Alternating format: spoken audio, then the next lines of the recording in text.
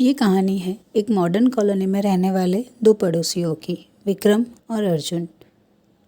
दोनों अपने अपने फील्ड में सक्सेसफुल थे और मॉडर्न लाइफस्टाइल से रहते थे, बिजी, एम्बिशियस और अपने पूर्वजों की गहरी आध्यात्मिक जड़ों से कुछ हद तक दूर हो चुके थे।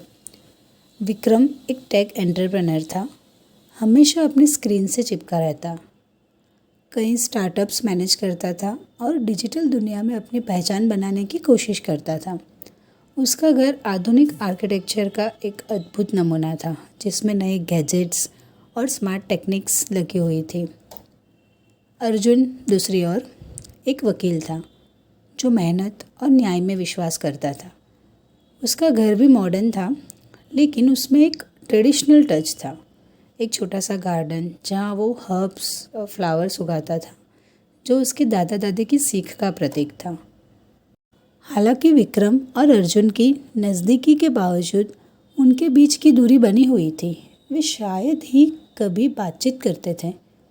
उनकी लाइफ्स अपने अपने कैरियर में इतनी उलझी हुई थी कि उनके पास और कुछ करने का समय ही नहीं था। लेकिन भाग्य ने उनके लिए एक अलग ही सबक तैयार किया, जो उन्हें कर्म के अटूट सिद्धांत की याद दिलाने वाला था। तो सुनते हैं आगे क्या हुआ। एक शाम विक्रम की कंपनी में एक गंभीर डेटा ब्रीच हो गया। खबर आग की तरह फैल गई। Vikram was deeply troubled and stressed out. उसे अर्जेंटली लीगल हेल्प की ज़रूरत थी, ताकि वह संकट को संभाल सके और अपने बिजनेस को सेफ रख सके। थोड़े हिचकिचाते उसने अर्जुन से संपर्क किया, यह उम्मीद करते हुए कि उसका पड़ोसी है उसकी हेल्प करेगा। अर्जुन ने अपने बिजी शेड्यूल के बावजूद विक्रम की हेल्प की। उसने मामले को सुलझाने के लिए कई घंटे लगाए और बिना कोई फीस लिए अपनी विशेषज्ञता प्रदान की, स्थिति की गंभीरता को समझते हुए।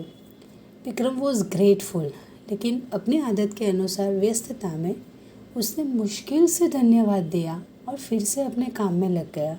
जब सब समस्या हल हो गई, कुछ हफ्ते बाद अर्जुन की माँ बीमार पड़ी।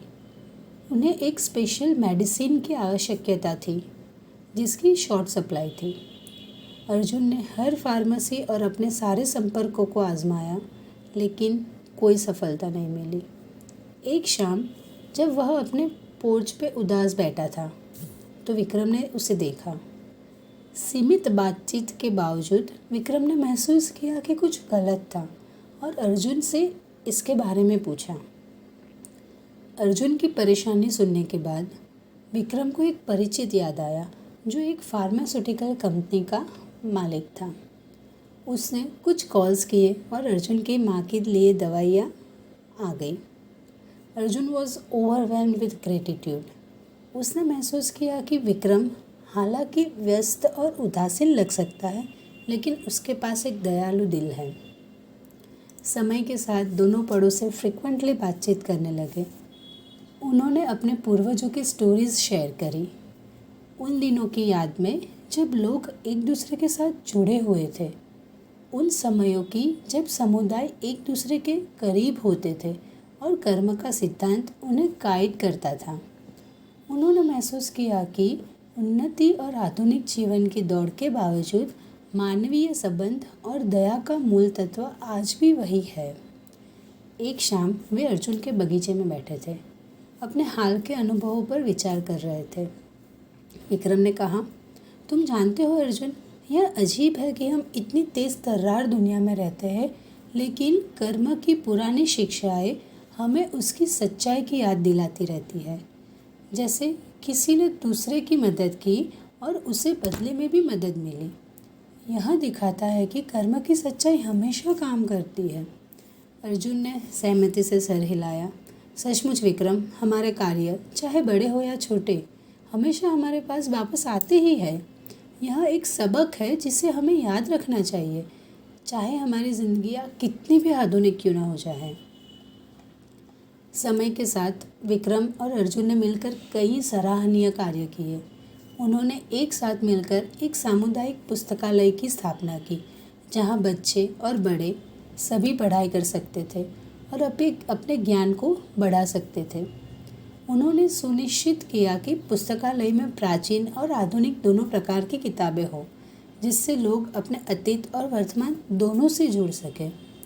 इसके अलावा उन्होंने एक स्वास्थ्य शिविर का आयोजन किया, जिसमें फ्री मेडिकल मेडिसिन्स और चेकअप की व्यवस्था की गई। विक्रम ने अपने संपर्कों का इस्तेमाल करके विशेषज्ञ डॉक्टरों को बुलाया और अर्जुन ने लीगली हेल्प की, जिससे सुनिश्चित हुआ कि हर किसी को उचित मेडिकल फैसिलिटीज़ मिल सके। उन्होंने अपने एरिया में वृक्षारोपण अभियान भी चलाया, जिसमें उन्होंने स्थानीय स्कूलों और परिवारों को शामिल किया। यह न केवल पर्यावरण को सुधारने का प्रयास था, बल्कि समुदाय को एजुकेट करने का भी एक तरीका था। इसी तरह विक्रम और अर्जुन की कहानी फैल गई। उनका बंधन मजबूत हो गया। दोनों ने मिलकर कई सामाजिक कार्य किए। धीरे धीरे उन्होंने एक ट्रस्ट बनाया, जिसके माध्यम से वे समाज के लिए विभिन्न प्रकार के सामाजिक कार्य करते रहे। आज वे बड़े सामाजिक कार्यकर्ता बन गए हैं और हम सबके लिए एक बेहतरीन उदाहरण है। अंततः उन्होंने महसूस किया कि एक दूसरे की छोटी सी हेल्प आज कितनी बड़ी बड़ी उपलब्धियों पर पहुंच गई है। अच्छा कर्म एक बूमरैंग की तरह है, हमेशा वापस आता है। प्राचीन ज्ञान की गूंज उनके आधुनिक जीवन में भी गूंजती रही। यह साबित करती है कि कुछ सच्चाइयाँ वास्तव में शाश्वत होती है।